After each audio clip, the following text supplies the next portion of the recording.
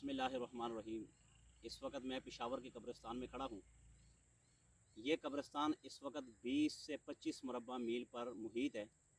ये आज से काफ़ी अरसा पहले 4 मुसलमान भाई ऐसे थे कि जिन्होंने ये जगह वक़्फ़ की थी, मगर इस वक्त जो मैं खड़ा हूँ इतना सा रास्ता है, और जब भी यहाँ पर कोई इस इलाके में कोई फ़ौत होता है तो यहाँ पर जगह नहीं। अब देखिए, आप इस वीडियो में देखें, इस वीडियो में आपको नज़र आएगा कि यहाँ पर दफनाने के लिए ज़रा भी जगह नहीं है। अफसोस, सद अफसोस, आज मुसलमान अपनी जगह सैलमा को देने के लिए तैयार है। आज मुसलमान अपनी जगह ऐसी जगह पर देने के तैयार है कि जहाँ पर कंजर खाने होते हो, अल्लाह और उसके रसूल सल्लल्लाहु अलैहि वसल्लम की नाफरमानी होती हो, उनको जगह दे देते हैं। मगर जो अल्लाह के रास्ते में देनी चाहिए, मस्जिद के लिए, मदरसे के लिए, कब्रिस्तान के लिए, गरीब लोगों के लिए, पनागाह के लिए, मगर ऐसी जगह पर हम अपनी जगह नहीं देते। आखिर ये भी कोई लोग थे जिन्होंने 20 से 25 मरली जगह अपनी कब्रिस्तान के लिए वक़्फ़ की थी। आज देखें, आपके और मेरे मुसलमान जब फौत होते हैं उनको कितनी दिक्कत का सामना करना पड़ता है।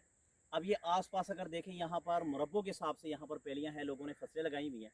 मगर कई बार इनसे बातें की है, बात भी हुई है कि अगर आपकी जगह की कीमत इस वक्त 30 से 35 लाख रुपए है तो आधी जगह आप आधे पैसे ले लें और आधे माफ़ कर दें, मगर ऐसा करने को कोई तैयार नहीं।